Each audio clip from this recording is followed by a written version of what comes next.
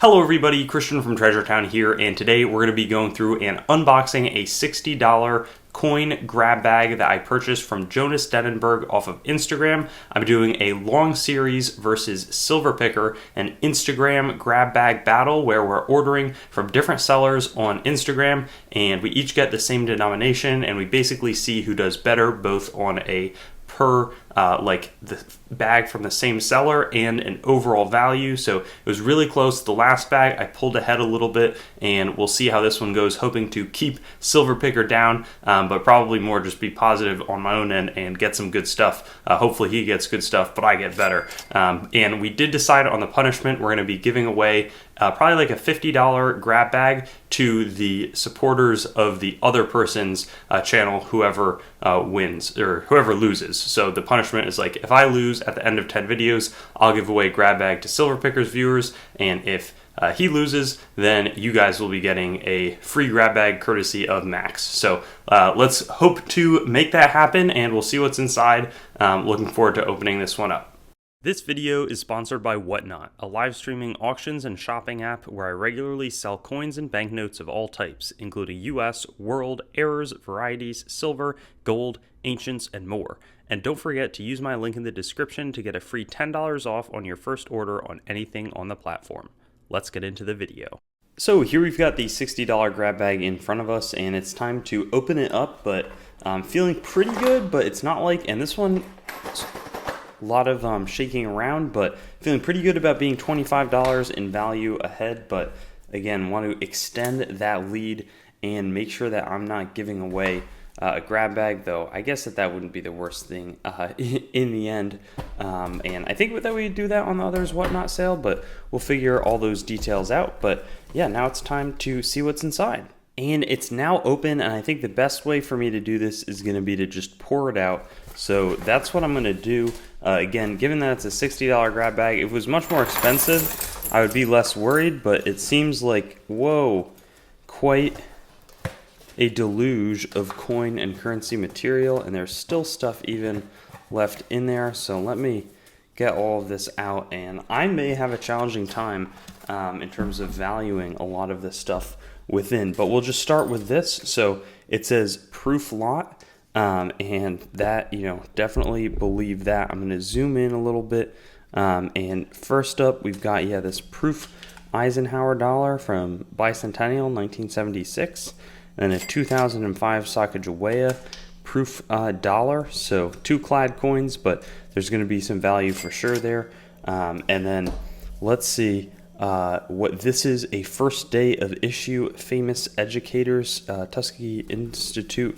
Open this up and see what we've got in there. Doesn't look like anything, but maybe something fell out, or maybe it's just like a first day of issue envelope cover, but couldn't tell you. I'm not going to really ascribe any value to that. After that, we've got this. Okay, this is very interesting. Randall, Kansas, September 8th, 1905. Looks like a check that was paid for $68. So that would have been a lot of money back then. You could have gotten 3 double eagles and a bunch more gold, which would easily be worth, $6,800 today. So that's sort of fun. After that, we've got what looks like XJ, but the coin may have fell out over time, and I'm afraid that that's going to be the case with a lot of this. But this one looks like a Song Dynasty, maybe 1023 to 1031 cash coin, 1 cash. So we'll see. I'm not the best at attributing or valuing much of this much older type of coin, but I'll go with their, with the inscription that's on the package. And after that, looks like we have another 2 coins maybe this time, from 1797 to 1898.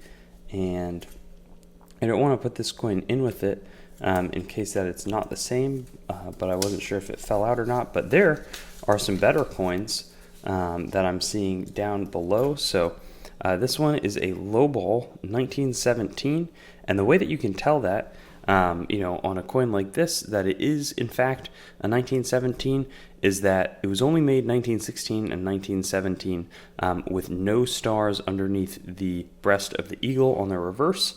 And the 1916 is extremely rare. There's a few die characteristics where you can tell without the date, so I assume that that's what happened. But yeah, very low ball typeset coin, but technically there's two types, the type 1. Some people would even separate into type 2 and type 3 for the Standing Liberty quarter. So fun to have one of those. And then this one also looks like it could really add a fair amount of value, maybe even make up most of the value of this bag. It's a large cent, 1827, and there's a little bit, that could be, maybe some people who are super strict would say, hey, there's like a big hit in front of the nose, but I don't even think, that's not something that really bothers me. And I want to get the light shining better over, we'll zoom in a little bit, but large cent here, and that's at least going to be, I would think, like $20 of value or so. So that's neat. Then we've got a D-Mint 1959D 5% die rotation. So let's see if we have it here and then we flip it. Well, maybe it's not totally die rotated. The thing is, 5% die rotation. I believe what they're referring to is a rotated die. If you flip it over on a perfect horizontal axis, then it would be coming up like that. But that might be more than, maybe 5% is really strict, but how do you even find 5% die rotation?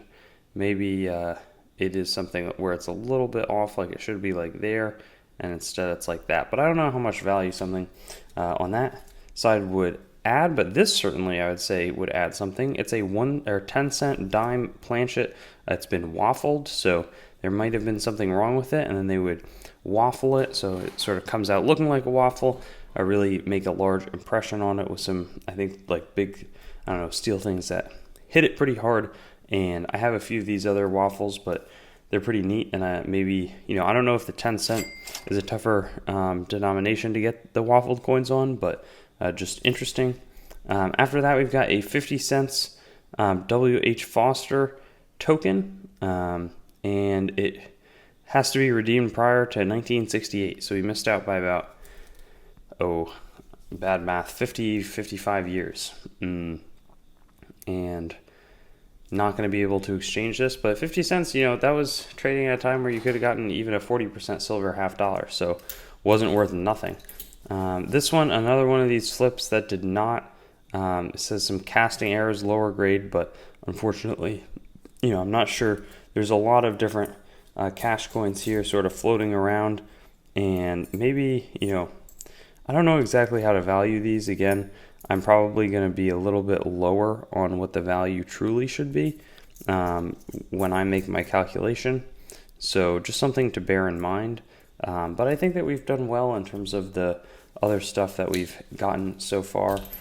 This one says 1949D copper stripped. I don't really know what that means. It sort of looks like this is just a plated coin, and it's a good reminder. I get a lot of people saying, hey, I've got a super rare coin. It's, it's a zinc penny from 1949 and from the Denver Mint, but that's probably not the case. But I'll look into even just what copper stripped means and get back to you. After that, we've got this one, thankfully, is still in its identification. And let's see. So there are two coins here, and this makes me a little nervous in case the the identification is wrong. But I've heard of Tongbo, like 1740 to 1787, more cash coins here, and then this one, maybe a Qing Dynasty, 1686 to 1703. Wow. So the way that I would sell this, like just if I, this is not this, these coins are not ones that I would probably keep for my collection, is I would probably sell it as a group lot and say, I don't know if the identification is correct or not, but this is what I'm selling. Oh, this is cool. We've got a nice lustrous 1957 D. There's a cud on the wheat, must be on the wheat ear, and I think I can see where that is. It's sort of like right there. A little bit of a die chip. So what can happen is there's a bunch of striking. The dies are coming down, hammering the coins, and then not hammering. I should say striking, but the die can develop a chip as it wears down and comes into contact with a bunch of different planchets to impress the design on either side, and that can be the result. So I hadn't seen something like this. Whoa, this says something Wuzhou Han Dynasty, 90 BCE.